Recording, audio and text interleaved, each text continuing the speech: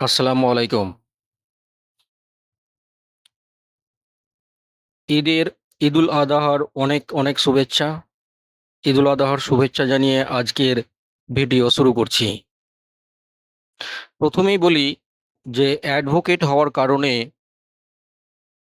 আমরা যেখানেই যাই সেখানে বিভিন্ন মানুষ কিন্তু প্রশ্ন করে থাকে, অ্যাডভোকেটদের কাছ থেকে অনেক কিছু জানার চেষ্টা করে।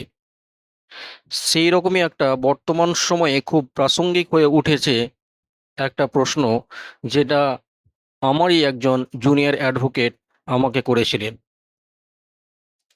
প্রশ্নটা হলো, 1950 সালের পশ্চিমবঙ্গ সরকারের আইন, যে স্লটার অ্যাক্ট পাস হয়েছিল, সে আইনটি বর্তমান 2026 সালে বিজেপি সরকার ইমপ্লিমেন্ট করার জন্য যে উঠে পড়ে লেগেছে, তার কি কোনো প্রাসঙ্গিকতা আছে? এটা হচ্ছে প্রশ্ন। সেই প্রশ্নের উত্তরে বলি যে বর্তমান 2026 সালে স্লটার অ্যাক্ট, যেটা 1950 সালে পাস হয়েছিল পশ্চিমবঙ্গ সরকার কর্তৃক, সেই আইনটার বর্তমান সময়ে বিজেপি সরকার উঠে পড়ে লেগেছে ইমপ্লিমেন্ট করার জন্য। মূলত এটা মুসলিমদেরকে জব্দ করার জন্য এবং হিন্দু সেন্টিমেন্টটাকে কাজে লাগিয়ে পলিটিক্স করার জন্য।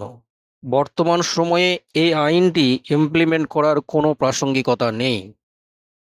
যখন ছিল তখন সেটা ছিল, এখন আর কোনো প্রয়োজনীয়তা নেই। এখন চাষবাস করার জন্য গরুকে আর কাজে লাগানো হয় না। মাঠ থেকে ধান, গম, ফসল ইত্যাদি আনার জন্য গরুর গাড়ি ব্যবহার হয় না। এবং দুগ্ধ প্রোডাকশন আমরা যদি কথা বলি, তাহলে দুগ্ধ প্রোডাকশন সেই সময় কিন্তু, এখন আমরা যদি তুলনা করে দেখি, তাহলে দুগ্ধ প্রোডাকশন কিন্তু এখন অনেক বেড়েছে। তবে কাউ স্লটার আইন শুধুমাত্র হিন্দুত্ববাদীদের ইমোশনটাকে, সেন্টিমেন্টটাকে নিয়ে খেলছে এবং মুসলিমদেরকে একটু জব্দ করার জন্য এই আইনটা মূলত কাজে লাগানোর চেষ্টা করা হচ্ছে। প্রথমেই আমি মুসলিমদের বলি যে এই আইনটি মুসলিমদের মধ্যে যেমন অ্যাকসেপ্টেন্স, মানে মুসলিমরা কেউ অ্যাকসেপ্ট করছে না, অন্যদিকে কিন্তু কোনো উত্তেজিত হবেন না। এটা আপনাদেরকে উত্তেজিত করার জন্য করা হচ্ছে এবং হিন্দু মুসলিমের মধ্যে একটা দাঙ্গা লাগানোর চেষ্টা করা হচ্ছে বিজেপি সরকারের। এই আইন চালু করার পরে শুধুমাত্র যে মুসলিম ক্ষতিগ্রস্ত হবে এমনটা নয়, এতে অনেক হিন্দু ভাইরা আছে যারা গরুর ব্যবসা করে, তারা কিন্তু দারুণভাবে ইনভলভ আছে এবং তারা সবচেয়ে বেশি ক্ষতিগ্রস্ত হচ্ছে। যদিও অনেক মুসলিমদের দোকান আছে, বিরিয়ানির দোকান আছে, কাউয়ের মানে কাউ মিট মানে বিফের অনেক আহ, দোকান আছে যেগুলো দ্বারা জীবন জীবিকা নির্বাহ করত, সেটা এখন আপাতত করা সম্ভব নয়। একটু তো সমস্যা হবেই। মুসলিমদেরও অনেক মানুষ যুক্ত আছে যারা এই প্রফেশনের সঙ্গে ডাইরেক্টলি যুক্ত ছিলেন, তাদের একটু তো সমস্যা হবেই। তো বর্তমান এমন একটা সময়, যে সময়ে কিন্তু উত্তেজিত হলে হবে না, উত্তেজিত কেউ কিন্তু হবেন না। এতে মুসলিম যতটা বেশি ক্ষতিগ্রস্ত হচ্ছে, তার চেয়ে বেশি ক্ষতিগ্রস্ত হচ্ছে বা ক্ষতিগ্রস্ত হবে সেটা হচ্ছে হিন্দুরাই। এই যে শুধুমাত্র আইনটা ইমপ্লিমেন্ট করা হয়েছে, একটা মাত্র কাজে লাগবে, সেটা হচ্ছে দুগ্ধ প্রোডাকশন বাড়ানোর জন্য। কিন্তু বর্তমান সময়ে আমরা যদি ডেটা দেখি, তো দুগ্ধ প্রোডাকশন কিন্তু অনেক গুণে বেড়েছে এবং মার্কেটের চাহিদা কিন্তু ফুলফিল হচ্ছে। এটা হচ্ছে শুধু তো মূলত একটা পলিটিক্স।